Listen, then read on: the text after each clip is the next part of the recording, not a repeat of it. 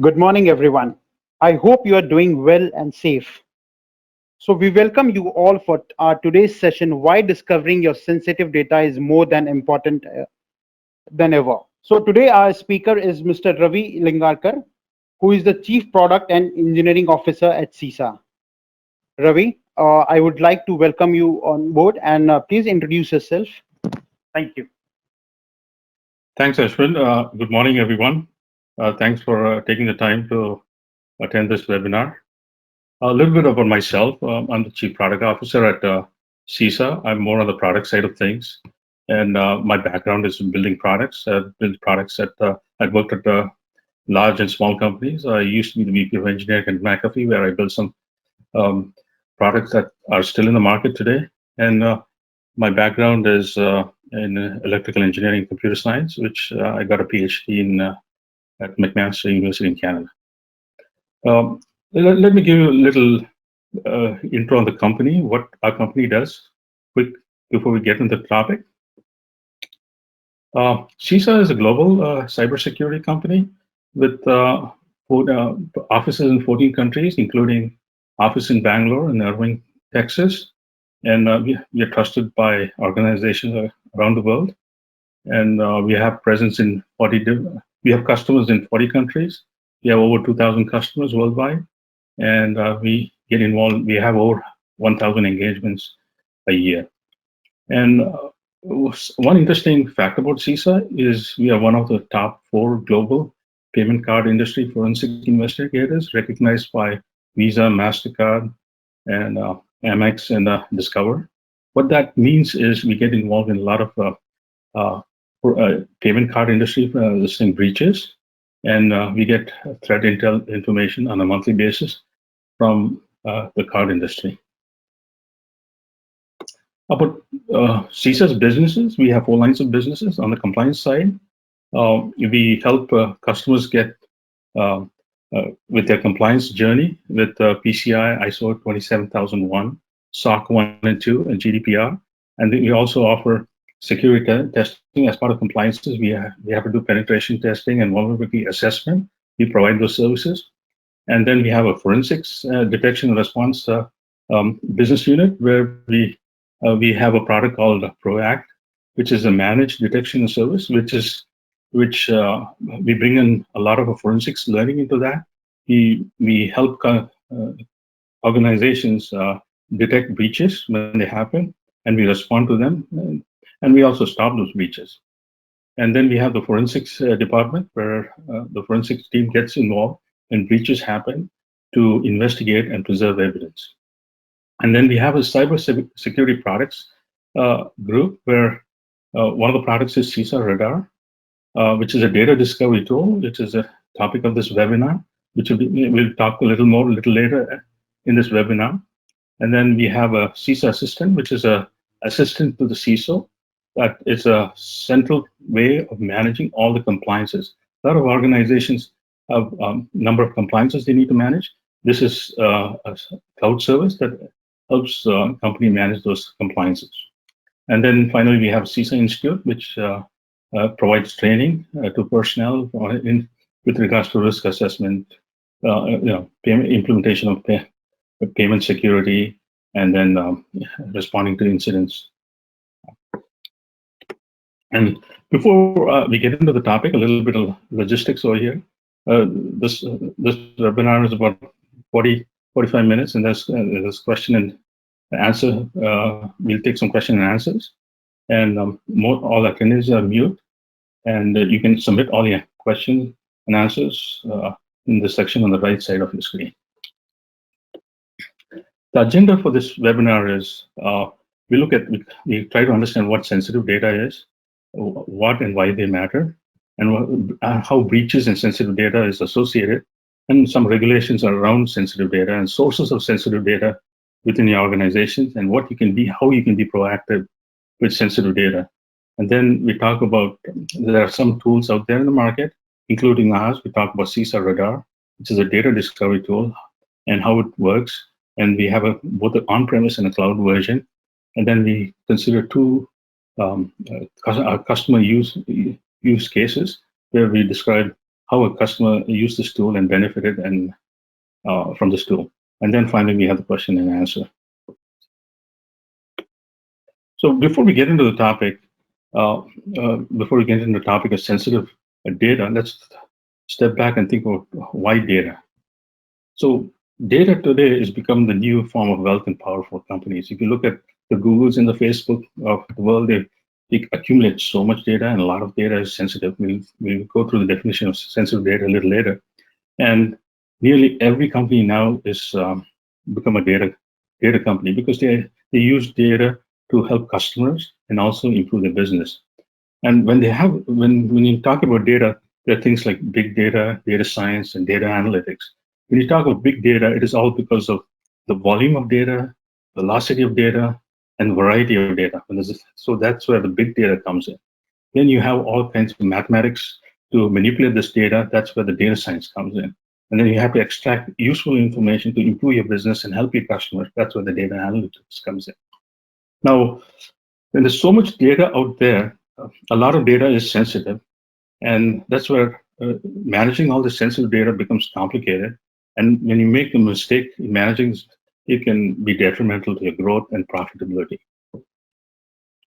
Now let's find out what is sensitive data, what are they, and why you protect them. Before that, we got a quick poll question, Ashwini.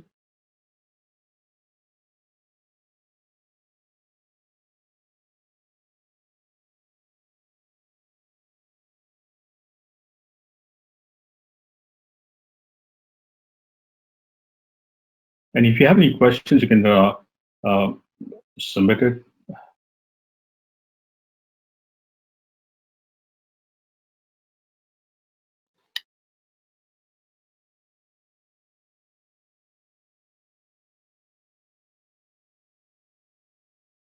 We have 10 seconds left for the poll.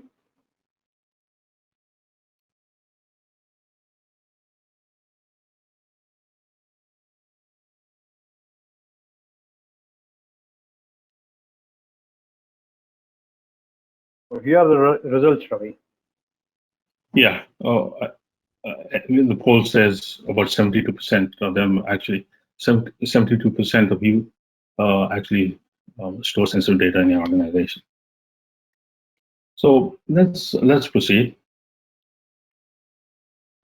So what is sensitive data? So it's any data that must be guarded from unauthorized access or unwanted disclosure to maintain the security of an individual or an organization.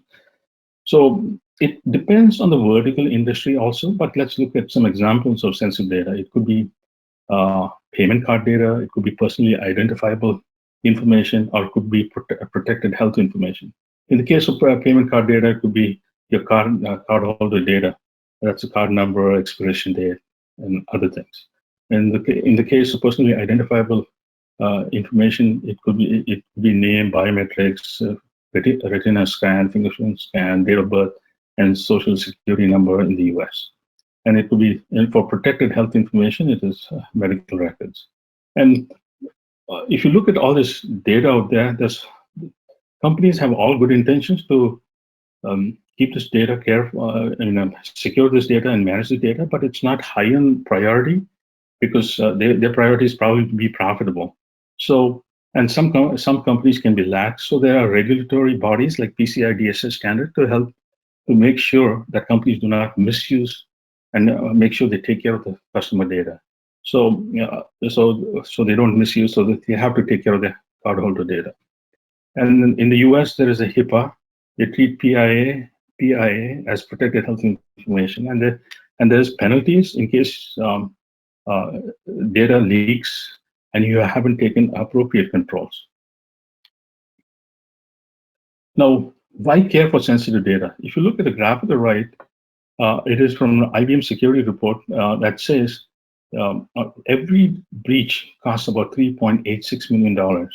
So it is expensive for not when a breach happens. And we'll go through how breaches and sensitive data are related. So, and the other thing is, when sensitive data is exposed within an organization, it becomes fertile grounds for massive data breaches. And the other reason is this compliance bodies impose penalties on organizations that are lax in maintaining controls over sensitive data.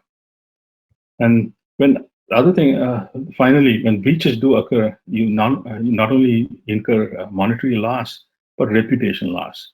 You could have spent 20 years gaining a reputation, and poof, it goes out of the window with one data breach. So, that's probably a good reason to worry about it. Now, how are data breaches and sensitive data related? Let's take two breaches in the last couple of months. In March 2021, 30,000 organizations were affected when a breach in Microsoft Exchange Server software was exploited, and attackers got total control over the affected servers to exfiltrate personally identifiable data from email. And when exfiltration is a term used, military term used to surreptitiously do data. And just last week, there was a massive Air India breach where 4.5 million customers' data was leaked, cardholder data was leaked, and several other airlines were also victims. Since many of our participants are from Singapore, I think Singapore Airlines was also affected. And some stats about why all these breaches happen is related to some of the stats on the right. You can see 50% of all corporate data is stored in the cloud. Now, why are people corporations storing in the cloud? Probably for disaster recovery, disaster. So they store backups in the cloud. Could be that. It could be for other reasons too. And if you look at it, 48% of the corporate data in the cloud is also sensitive. And 63% don't know where their sensitive data is. That's because in most companies, there are different departments: sales department, accounting department, marketing department. They're all siloed, and there's lots of turnovers in staff. And it's very hard to keep track of sensitive data that is accumulated in each department. Now, let's little dive down into the costs associated with data breaches and where the cost is in a data breach. So, looking at the graph on the left, the average is 3.86 million, and in the US, it's about 8.64 million. That's because there are lots of multinational companies and larger companies in the US. And in the ASEAN region, where Singapore is, it's about 2.7 million. And in India, it's about 2 million. But where exactly where is the cost in a data breach? It's about 40% is lost due to loss in business, because you probably have to shut down your business and clean up. And maybe you lose some of your customers. They go to your competitor because they're concerned about the data breach. So about 40% of the cost is involved over there. Another 30% of the cost is in detection and escalation, where you have to escalate it and get people in, consultants in, forensic investigators in, and all the costs associated with it. Another 25% is involved post-breach, where you have to probably get you're probably paying some penalties for not following some PCR, HIPAA, or one of those, and then finally you are buying new servers, instituting new controls, putting new controls in place, and finally you have to notify customers. That's about 6% cost is spent over there, where you have to tell customers what happened, what actions they need to take, how the customer is going to help them with it, probably monitor their credit scores and a few other things they can do, and then they incur costs associated with it. And go to the next slide. Now let's, with regards to Singapore, there's some stats over here. 96% of business in Singapore reported suffering data breach within first year. And there's one incident which 14,200 people diagnosed with HIV was stolen and leaked online. I'm not sure whether you can put a dollar amount on this kind of breach. Then people's lives are affected and their anonymity is affected. So and finally, Singapore, which is fairly efficient, has instituted where they impose a fine of 10% annual turnover, or up to $1 million. Again, for all this, there's lots of regulations in play. The regulations so that companies need to take care of customer data. And Gartner says it's those who are lax in controls need to spend double on compliance. And again, 48% of corporate data in the cloud is sensitive in nature. And there's a whole bunch of regulatory uh, uh, bodies out there, including PCI DSS, GDPR is privacy related, CCPA is privacy related, Aadhaar and other PII data regulations. In Singapore, there is the Cybersecurity Act of 2018, CSA, that applies to organizations designated as owners of critical information infrastructure. Now, around the world, there are a whole bunch of privacy regulations around the world. GDPR came into effect in 2016, which is kind of genesis of forcing organizations, countries to just follow them. And when you go to a website and you click on terms and conditions and cookies, accepting cookies, that's all because of GDPR. And other privacy regulations, for example, in Singapore, it's the PDPA that governs collection, use, and disclosure of individual personal data. So all these things are coming in effect. In India, India is in the process of passing a comprehensive data protection bill that would include GDPR-like requirements. So everybody's trying to follow GDPR, including California, where I live. CCPA's impact is expected to be global because the size of California. If you look at California as a separate country, it's the fifth largest in terms of GDP. So all businesses that do businesses in California are kind of forced to comply with CCPA, and they have an effect on the other parts of the country too. And that's on the privacy. So these regulations are here to stay. And my hunch is in the next 10 years, more than half the countries around the world will have some privacy regulations. Now, let's go to the next sensitive data. Let's look at on the sensitive data and the leaks associated with it. So the reason leaks happen is it's dispersed, data is dispersed all over. It's in SaaS applications, it's in storage drives like Google Drive, the Box, it could be Dropbox, and it could be SaaS applications like Salesforce or Office 365 and other SaaS applications out there, and including on-premise, in your own cloud infrastructure, in your partner's cloud infrastructure. It's all over the place. It's all dispersed and it's everywhere. So why protect? Again, just summarizing, why protect it?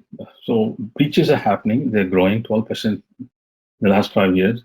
And the cost of a breach is currently the cost is about $242 per record. So if there are a million records, then you just multiply by $242 per record. So it can just compound. And again, going through some of the costs associated with the data leak is you have to compensate customers, setting up an incident response plan, investigating the breach, legal fees associated with the breach, regulatory penalties. So, and there's even loss of reputation. I'm not sure how you put a dollar value on that, and that could be a lot. So, Ashwini, can you get to the polling question number 2? Sure, Ravi.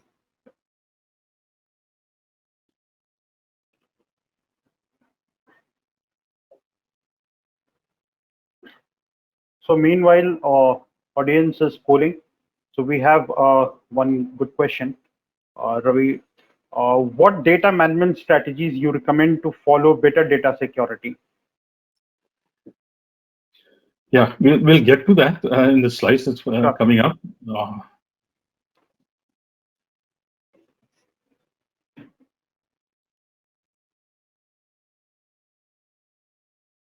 So we have 10 seconds left.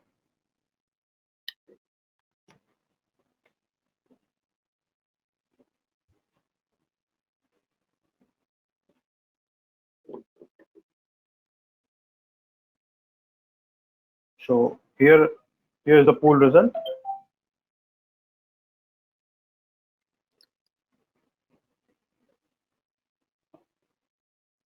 So once in every 3 months is about 33%. So uh, yeah, that's interesting. It's a regular process. It's about 22%. So let's continue with the presentation. That's good quick poll.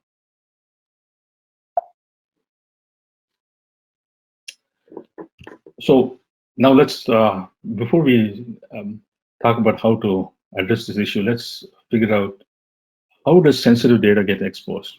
The three main reasons sensitive data gets exposed. It's human errors, system glitch, and malicious attack.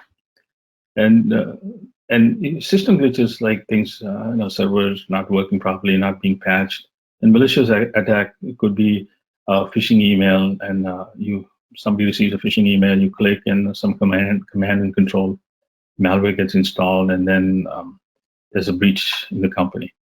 So what is interesting is when data is exposed through human error, malicious attack could become more potent because exposed data is easily available to the uh, malicious malicious actor that's in the enterprise. And these days, malicious actors are very sophisticated. There are nation states involved in malicious activity. So, now where is the cost? If you look at on the right graph, again, this is from the IBM Security 2020 report. The malicious attack, the cost is a little more, $4.27 million per malicious attack, whereas the other two, system glitch and human error, it's a little less. It's around 3 million plus. So the reason for malicious attacks is probably because in a malicious attack, there's more, uh, it's harder, you have to investigate it, and you're going to even pay some ransomware money in terms of cryptocurrency. Yeah, so it can get expensive. For example, the pipeline attack that happened a couple of weeks ago in the US, where the pipeline was shut down, and there was a ransom of $5 million paid in Bitcoins. On the next slide, again, that's just summarizing over here. There are where is all this thing sensitive data in which vertical markets there's a lot of sensitive data. It's healthcare at the bottom, banking and financial sector, business process outsourcing, and IT companies, and in the government. And it's all over. And what kind of data is leaked is intellectual property, PII, biometric data, consumer behavior data, and this PHI data, structured and unstructured data, and all kinds of formats. So what the main thing is it's all over, because if you look at healthcare, banking, BPOs, and government, they're pretty much 75% of industry out there. Now, what do you do about this data, sensitive data? And no matter what you do, you probably not sure whether you have 100% control over it. So you can be let's before we get there, where is the sensitive data in your organization? It's probably in applications. Sensitive data is access to applications stored in database. That's one place. It could be in unstructured form stored in files and emails. That's another place. And finally, in third party, it could be in SaaS applications. It could be handled by partners or vendors. So these are the locations. Once you know it, what can you do about it? So there are certain tools called data discovery tools. We'll go through it in a few more slides, the following slides. And they catch human errors, system glitches, and may even help with thwarting malicious attacks. The way they thwart malicious attack, we've seen one customer of ours was using a data discovery tool, saw some sensitive data which was supposed to be in one location, not there, actually in another location. So what the malicious actor was doing is moving the data. There was a lateral movement of data in the organization. That triggered more scrutiny, and that there was more investigation, which led to discovering the malicious attack. Now, going through the classification of sensitive. So what does a data discovery do? It does the classification of sensitive data. The, what the whole process is, it it helps the organization to collect, evaluate the data from various sources, and then classifies it, and then secures the sensitive data. This is what this answers the question. What you can do about it. So if you use the appropriate data discovery tool, that will help you do this. And again, all this information is in files. It could be in Windows registry, stored in OSs. It could be in emails, and it could be all across the organization, both in structured and unstructured format. Now, this is a summary how a data discovery tool works. So when it's within the enterprise, the tool actually scans all the locations where potentially sensitive data resides. Then it could be in the cloud, it could be on-premise, it could be in devices, laptops, at the employee's home. Then it classifies it, and then it protects it. We'll go through more details. Ashwini, let's take the final poll question, and if you have any questions, please submit those questions. Sure. So we have 40 seconds to vote, cast a poll. So about 70% of the people said they do want to get in touch. That we want to find out more about our product. So let's continue with the discussion. So a little more details on how the data discovery process works. First, the tool, what it does is you integrate all the locations where the sensitive data may reside. And it could be both active sources or dominant sources. It could be in backup files. Then the tool goes and discovers this data, both in structured, unstructured forms, in all forms classified for compliance. It could be different kinds of PCI, it could be CCPA for different compliances. Then then you can go ahead and remediate. You can delete, mask, or fix storage security for compliances. And finally, when you finished all this, but your data continues to grow every day, every minute, it continues to grow. So what you do is you maintain a cadence for doing the scans on a regular basis. It could be every month, every quarter. So then you can schedule the scans. That's the big picture how the data discovery process works. Now, again, just getting to, adding some color to where exactly it is. So in your company, it could be on-premise. It could be in a database server, web server, email server, desktop, or Docker containers. And the way it's done is there is a scanner service that's installed. And if you look at the bottom, it could be other ways you can do it. If it's a laptop for an employee, you may have to install an agent to do the data discovery, and it could also work with the cloud application through an API. For example, Office 365 or Dropbox, OneDrive, even including AWS. And we have two incarnations of SISA Radar, one that runs on premise, one runs on cloud. Depending on how it works, the information that is gathered is either brought into the cloud or the application that's running on premise. So this is a cloud version. If it's a cloud version, so it gathers all the information mobile, from the headquarters, data center, branch office.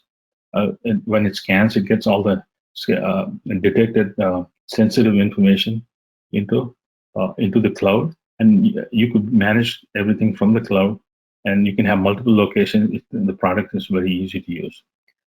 Typically, it takes probably a couple of hours to deploy, and you can be up and scanning in a few hours.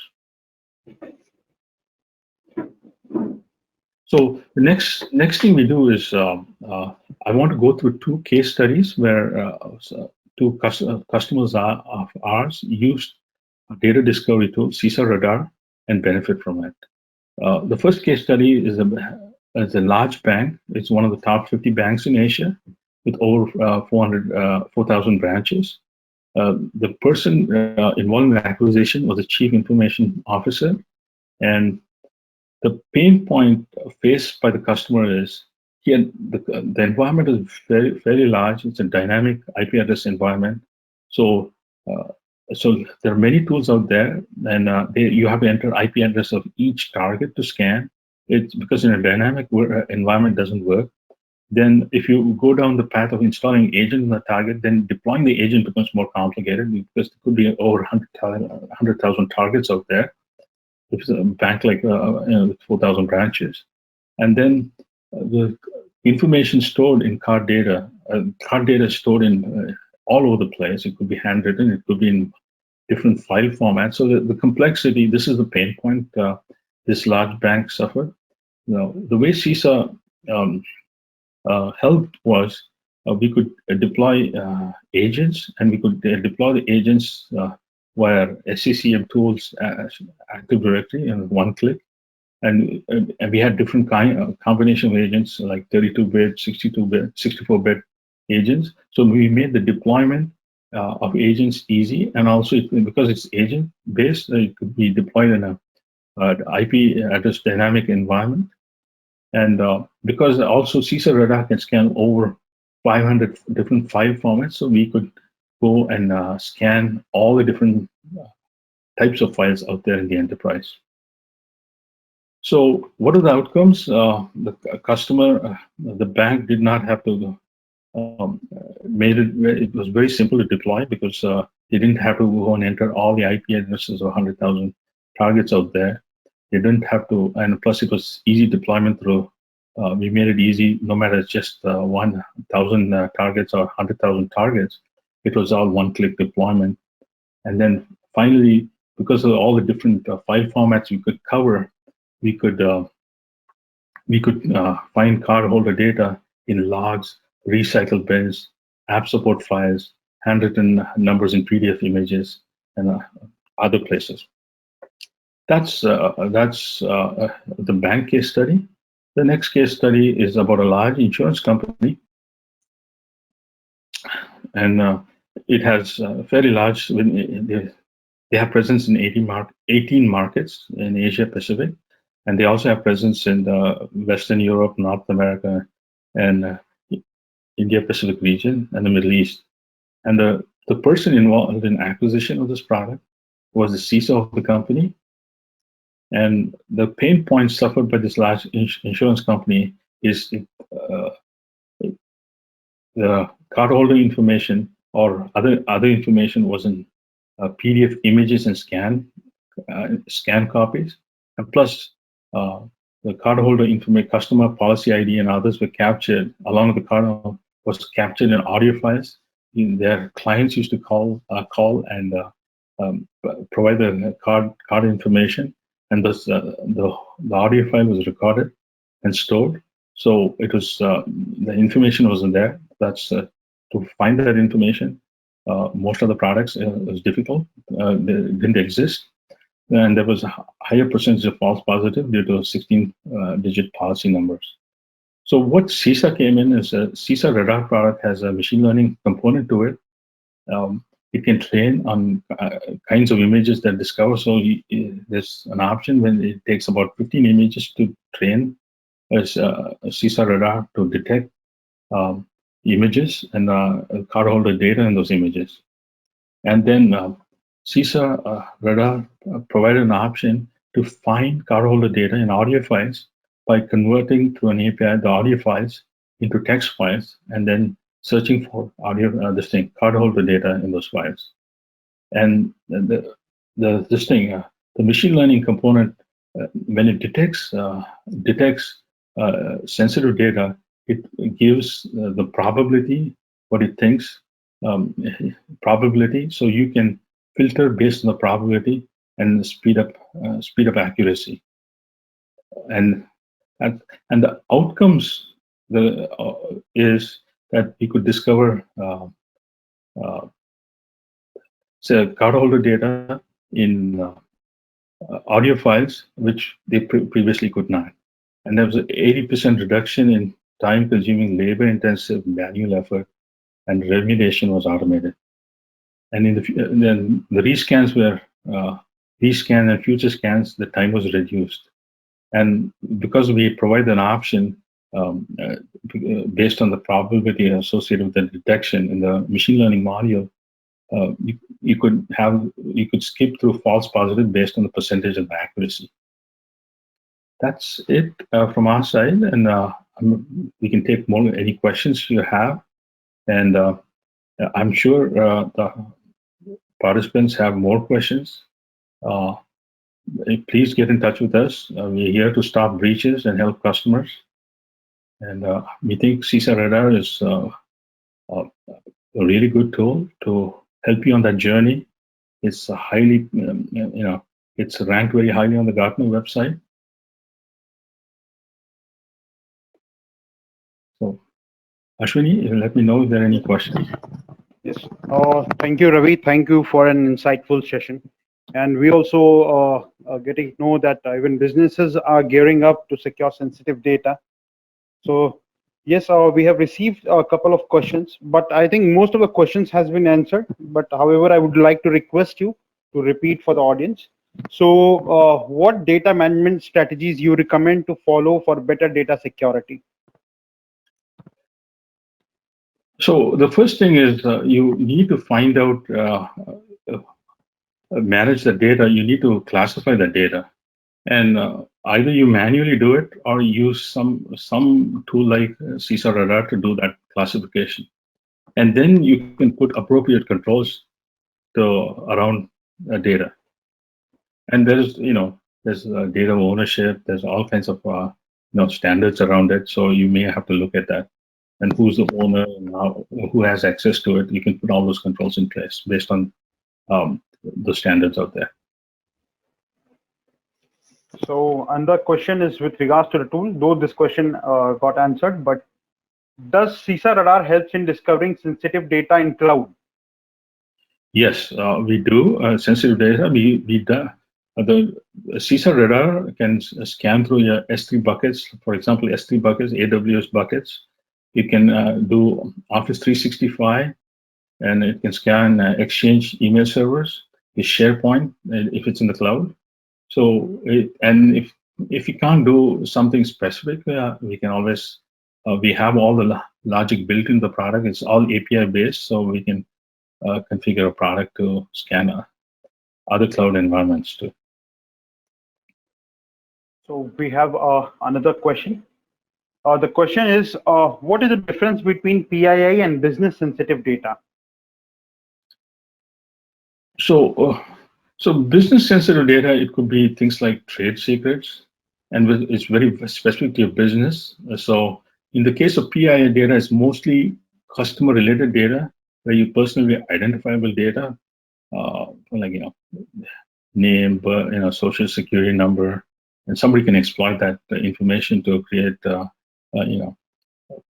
use identity theft and things like that. That's the difference. Business specific is related to your business, which you care. Okay. We have another question. Is it mandatory to have a data discovery tool, or it can be an optional? No, it depends on what vertical you are. If you want to be compliant, data discovery tool makes sense. But the bigger picture is, do you ever want to go suffer through a data breach and suffer through the consequences of it? It's just a lot of headache. So anything you can do to even data discovery tools are not at all expensive compared to what it costs on a data breach. It's just a fraction of the cost. So there's compliance reasons for having a data discovery tool, but there are other reasons. Just it makes good business sense having a data discovery tool help you out. So we have a question from Mr. Vikram. Will SISA Radar help in what type data to be saved or recommends? Yes, definitely, definitely it can. And what type of data to, when you say detect or save, when you say save, or what does it mean by save? Mr. Vikram? Uh, just a moment. I think Just send us the question. We'll respond to it. right, right. And we have question. If I'm not storing a card holder data, how would that be beneficial for me? So, but it doesn't always have to be cardholder data. It could be customer data, and you're liable for protecting customer data. And that data could be lying all over your enterprise. And if it leaks and gets into public, as an organization, you're liable for it. And there could be punitive damages, and it could be at every level. It could be in the U.S. The government can come and put some damages on you, and you have to probably compensate customers for that leak. Does CISA radar helps you to identify structured and unstructured data both? Yes, yes. It's like unstructured data. We go down to the OCR level in images. We can train our machine learning component to even recognize unstructured data is even like audio files. We can go through audio files and find them. So we have question from Mr. Fariana. Hello, the discovery tools on premise or cloud. I think this question has been responded. So Yeah, we have it both options. We have both options, and it's left to you. There are some advantages. I can go through that a little bit. On-premise, people were concerned about seeing some aspect of that discovery in the cloud. Their concerns, so they may go for an on-premise. But in the cloud, it gives you the benefit of you can you can operate in the cloud, and it could scan multiple locations. And if you're a consulting company, you can have multiple customers. You can manage everything from the cloud. It makes it much easier to deploy. And these days, cloud is fairly secure, two-factor authentication. There's many things you can put in place. Who accesses it, the cloud information? So, and when it's accessed, there's an audit trail. So it's not that bad.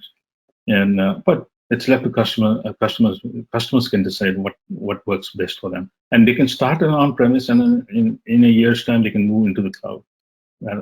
All those options exist. So I think we have answered all the questions, and let's give 2 minutes more to the audience, and post which we'll wrap up the session. Meanwhile, we request you all to subscribe to our LinkedIn pages to stay updated with latest security advisories and newsletters. And for any queries or concern, you can write to us at marketing@sisainfosec.com. We have a question: Can sensitive PI data files attached an email archive be discovered? Yes, yes. As long as you get access, security access to that email archive, you can scan it. So there are just to answer that, our discovery tool is fairly sophisticated. For example, you can go a subject request on a certain subject or a person, what information is stored around that, and it'll go and discover all that information around the subject, and then you can even delete it. For example, you may be legally you have to get rid of all information related to a certain person. So you can make a request to a data discovery tool, go find all information related to this person, and then it can delete it. Okay. Thanks, Ravi. So let's wrap up the session. We don't have any more questions. Thank you for joining us across the globe. I wish you a safe day and a fantastic week ahead. Thank you, and we look forward to host you in our next webinars. Thank you very much. Thank you, Ravi.